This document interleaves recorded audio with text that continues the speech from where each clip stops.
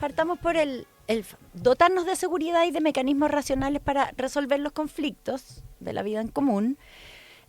Básicamente que no nos impongamos unos otros a palo, es la primera y la principal justificación del Estado de Derecho, y eso significa que cuando la violencia se va expandiendo, tal como dice el subtítulo de este libro del que les vengo a hablar, vemos la fragilidad del orden social. Algo anda mal en el sistema cuando la fuerza y el delito se van colando en nuestra convivencia. Y es lo que está de fondo en el libro Violencia en Chile, que hoy día el Centro de Estudio Público lanza en una presentación a las 6:30 de la tarde, en la que van a comentar Evelyn Matei y Carolina Toá. Dos candidatas presidenciales. Conspicua, te dije. Sí, conspicua. Pero que son dos personas además que tienen experiencias distintas con la violencia, que, como vemos en este libro, no es para nada un concepto ni estático ni estable. ¿Qué consideramos violencia o violento? Es algo que va cambiando y que disputamos, lo hemos visto en los últimos años. Entonces, el CEP, además de las encuestas que hace, que dan harto que hablar, los seminarios y otro tipo de trabajo, desde el año 2019 se ha embarcado en la producción como de grandes trabajos sobre temas de interés nacional. Primero fue el libro Inmigración en Chile, ¿se acuerdan? Lo comentamos mucho acá en su momento cuando salió.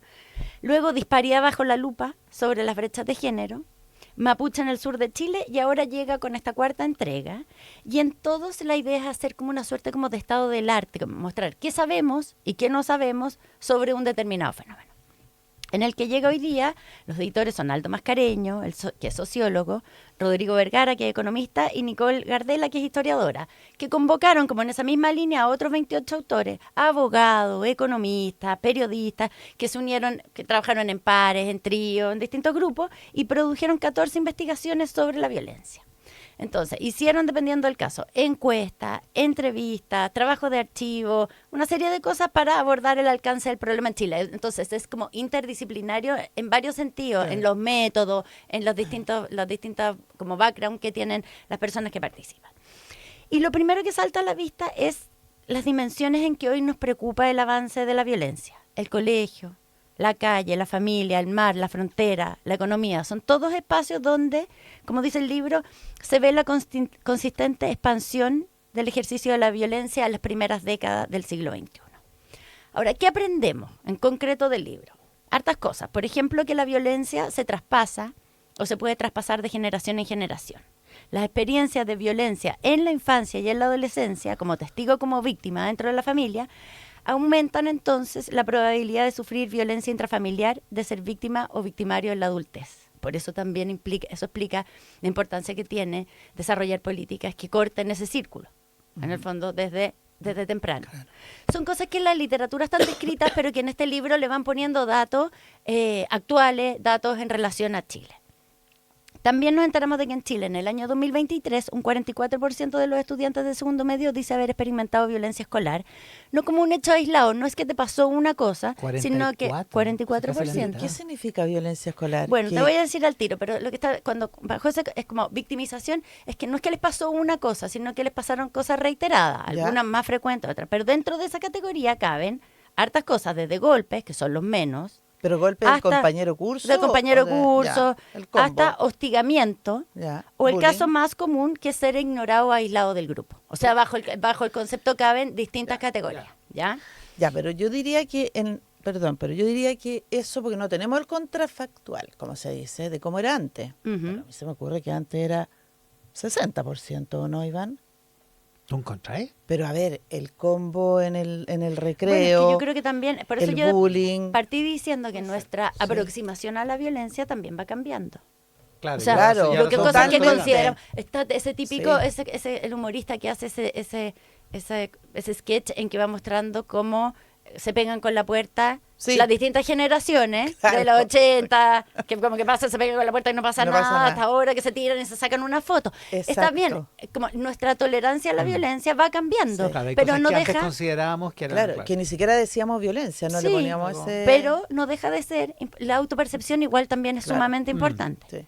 Ya, este es un trabajo de un análisis de Sebastián Izquierdo y Gabriel Ugarte, que muestra que esta es una tendencia que viene al alza en la última década, reportar como más victimización en el ámbito escolar, y que lo que más aumentan son las agresiones verbales y sociales.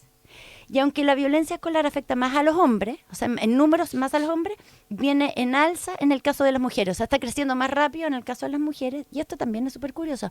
Aumenta a mayor nivel socioeconómico del colegio, salvo el grupo más alto de colegio, que es donde hay menos reportes, pero a medida que va aumentando el nivel socioeconómico del colegio hay más reportes, lo que también podría tener que ver con que se sienten tienen más condiciones para poder denunciar o reportarlo. Tienen más Entonces, conciencia, deja hartas preguntas. Sí. Esto. Ya, otro capítulo sobre portonazos y encerronas, que es como el más expresivo, es como el más, porque está basado en entrevistas.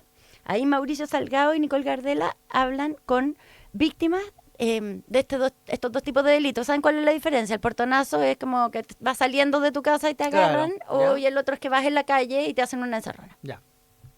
Bueno, y muestra, es bien increíble el artículo, muestra el nivel de vulnerabilidad y de miedo que experimentan las personas frente a estos crímenes. O sea, que en el momento mismo, como la sensación de que puedes morir. Como ese nivel de miedo. Y las secuelas que dejan, las secuelas a largo plazo, porque llevan a cambios de conducta que afectan la vida y la autonomía y la libertad de las personas. Hay personas que mucho tiempo después de ocurrir el delito cambiaron sus rutinas, cambiaron sus hábitos. O sea, tiene un impacto fuerte como en la vida cotidiana de las personas. Por el miedo que sintieron, como el miedo. Y ese impacto es exacto. daño, claro. Y es pérdida de libertad, sí, finalmente. No el miedo residual, el que se te queda incubado. Y el miedo a que te ocurra nuevamente. Exacto. O que le ocurra a alguno de los tuyos. También. Exacto. Ya, a diferencia del libro sobre la migración que hizo el CEP en el año 2019, que mostraba como en muchos casos como la cara más bonita del fenómeno, aquí vemos un capítulo de Rodrigo Vergara y Fernando Bastía, la parte más fea. Cómo a partir del año 2018 los migrantes empiezan a estar sobre representados en los delitos asociados a droga y robos. O sea, cómo en el fondo empieza a haber una participación más activa de migrantes en ese tipo de delitos. Aparecen con más frecuencia, que también es un tema bien interesante de indagar. Y por su parte, Valesca Troncoso analiza los puertos y el tráfico internacional de cocaína. Esta es un área súper poco investigada, porque hay poca evidencia, hay poco trabajo aquí. Y muestra ella como la paradoja de Chile, que es un país con fama de serio, por una parte, con puertos profesionales, con puertos bastante profesionales que funcionan y que no están nada preparados para contener este tipo de delitos. Entonces son una ruta muy buena para los narcotraficantes que quieren sacar droga, que no producen acá en Chile, que puede ser una ruta más larga, pero se les vuelve una ruta muy útil. Así como Totalmente. Los puertos chilenos son buenos para empresas legales, empiezan a ser buenos también para empresas ilegales. Claro. Y no estamos preparados para ese fenómeno. Es bien interesante. Sí, es interesante el punto porque a propósito de lo que decía Luis Cordero en la entrevista hace un rato acá en el programa, a propósito de esta banda que era como el De brazo oficiales. financiero del Tren de Aragua, no, el Tren de Aragua, Ah. que decía, ojo, usaron los métodos formales, las instituciones Exacto. formales de la Claro. de la banca financiera. No es que anden con los sobres de plata ni con Lo que es bueno para el ni con la plata enterrada, el digamos. mundo formal, Exacto. también funciona para el Por eso me ilegal. acordé, porque pasa lo mismo con los puertos, en un país eminentemente exportador, imagínate como Exactamente. la infraestructura portuaria. Ya. ¿Cuánto nos cuesta el delito en medidas para prevenir y para reparar como sociedad completa? Un 2,1% del PIB, según el análisis del costo económico de la delincuencia que hicieron en este libro Marcos Balmaceda, Leonardo Hernández y Jorge Alfaro. Una cifra que se viene incrementando en la última década y que además, dicen ellos, ha sido asumida principalmente por el sector privado. Y Juan Francisco Gali y Sebastián Soto analizan, este es el capítulo que podría haber sido más fome, pero es súper interesante. no por Gali, no por Gali y Sebastián ni por Sebastián Soto. no. Ya, sino que analizan la respuesta al delito y la inflación de la violencia desde la perspectiva del derecho y desde la perspectiva del legislador. O sea, ¿qué hace el Congreso frente a todo esto? Lo hacen desde el año 90 en adelante. Y la conclusión es bien interesante el artículo, pero además la conclusión es lapidaria. La reacción legislativa muestra a un legislador inorgánico e inefectivo, dicen. Frente a la violencia responde por medio de leyes, muchas de ellas más populistas que eficaces en el combate contra la delincuencia, produciendo confusión en torno al concepto de violencia y efectos negativos en la aplicación y certidumbre del derecho. Mira. Una visión súper crítica de cómo el Congreso, el legislador, responde a la preocupación por la violencia, creando nuevas leyes que muchas veces no son ineficaces y son confusas. Ya, estoy dejando un montón afuera capítulos de violencia política, autores como Joaquín Fernandoa, Juan Luis Osa, Lucía Damer, Daniel Johnson, Mónica Gerber, porque hay harto trabajo acá, pero lo que sí queda detrás de todo esto es una cosa bien importante, que detrás del avance de la violencia y del delito hay siempre una debilidad institucional por la que se nos van colando los malos. Y eso es lo que queda como conclusión del libro. Siempre está de base que hay problemas institucionales que permiten que esto vaya ocurriendo.